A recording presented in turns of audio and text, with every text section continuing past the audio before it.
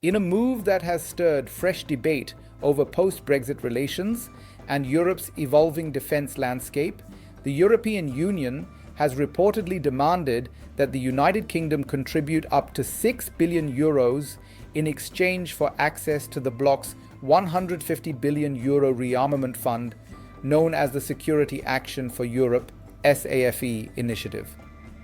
The proposed arrangement, described by EU diplomats as the Commission's opening bid, would allow British defence firms, including industry giants like BAE Systems and Babcock International, to bid for contracts worth up to 50% of the SAFE fund's value. In return, the UK would be expected to pay both a financial contribution of €4 to €6 billion and an administrative fee of roughly €150 million to €250 million. Though the figure is still under negotiation, the scale of Brussels' demand has already sparked sharp political and economic discussions in London about sovereignty, value, and strategic necessity.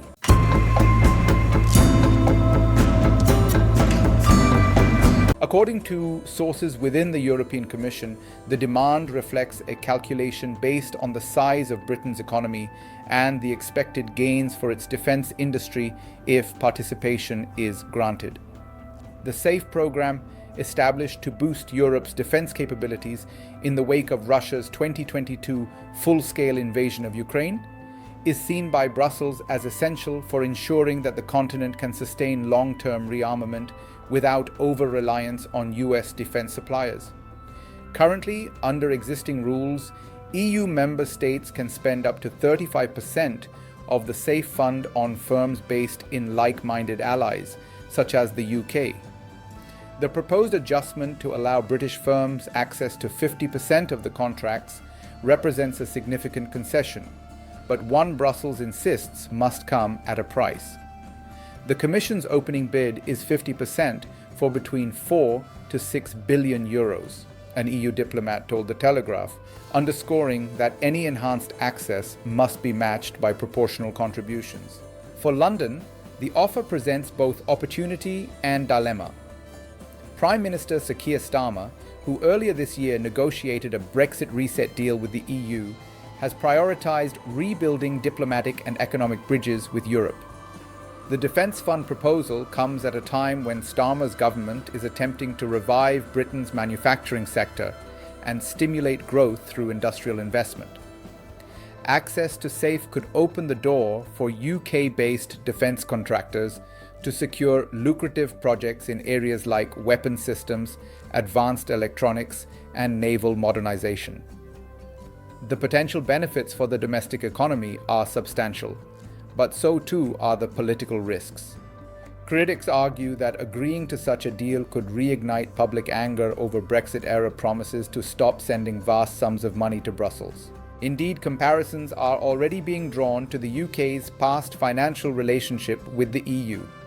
During its membership, Britain's annual contribution to the EU budget, after the Thatcher-era rebate, stood at roughly £9 billion.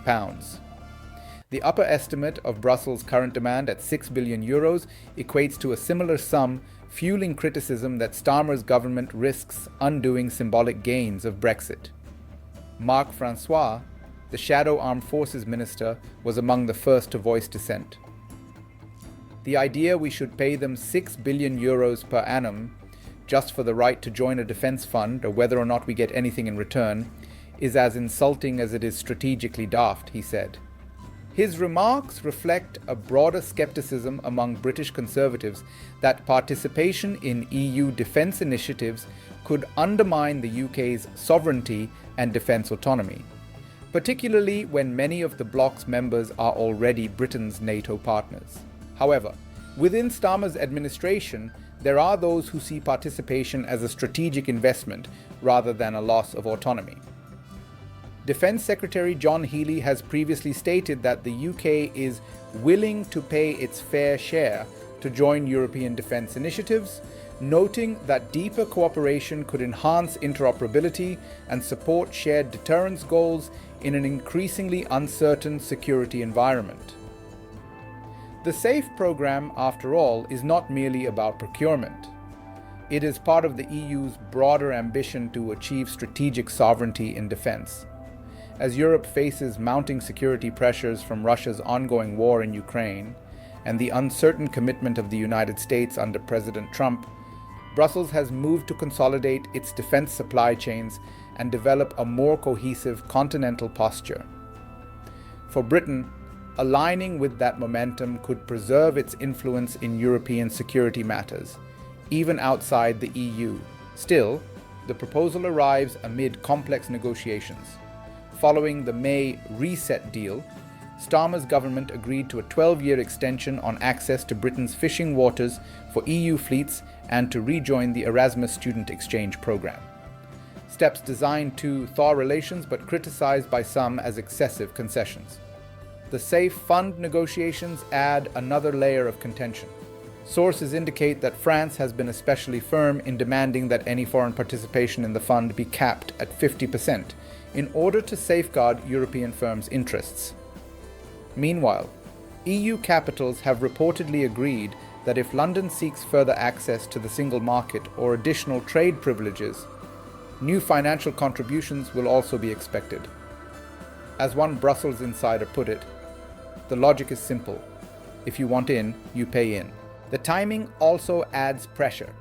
The first window for SAFE funding bids closes on November 30th, creating a sense of urgency for UK negotiators. If no agreement is reached by then, British defence companies could miss out on the initial tranche of contracts, a blow that could cost billions in potential revenue. EU officials argue that their offer is reasonable given the scale of the opportunities at stake. But London's response so far has been cautious. A government spokesperson stated, "We are working together with the EU to implement the package agreed at the UK-EU summit. We will only agree deals that provide value to the UK and UK industry. Nothing has been agreed, and we will not give a running commentary on ongoing talks." This tempered language reflects the delicate balance Starmer must maintain, projecting fiscal prudence at home while pursuing strategic re-engagement abroad. Behind the scenes, the broader context of the SAFE fund underscores Europe's sense of urgency. Since Russia's invasion of Ukraine, the EU has accelerated initiatives to bolster its defense production, ammunition reserves, and coordination between national militaries. The SAFE program, with its €150 billion budget, represents the centerpiece of this drive. Brussels has justified its demand for British contributions on the grounds that the UK remains one of Europe's foremost defence powers, with world-leading expertise in aerospace, shipbuilding, and missile technology. From the EU's perspective, granting British industry privileged access without financial contribution would distort internal competition and undermine the programme's goal of strengthening Europe's own industrial base. Yet for Britain, the proposal raises legitimate questions about post-Brexit identity. Is it a partner of Europe's defence architecture, or an independent actor charting its own course through NATO and transatlantic ties? For now, the negotiations remain unresolved, and both sides appear to be testing the other's limits.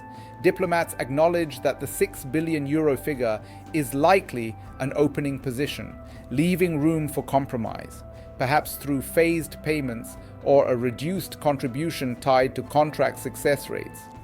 Still, the stakes extend beyond numbers. The SAFE talks have become a barometer for how far post-Brexit Britain is willing to reintegrate with European institutions, and how far the EU is willing to accommodate a former member that retains immense military and industrial capabilities. As Europe faces an unpredictable geopolitical landscape, from Moscow's aggression to Washington's wavering commitments, questions of defense cooperation are no longer abstract. Whether London chooses to pay the price for inclusion or chart its own path will reveal much about the next chapter of UK-EU relations. And in the corridors of Brussels and Westminster alike, the underlying calculation remains the same. In an age of insecurity, isolation carries its own costs.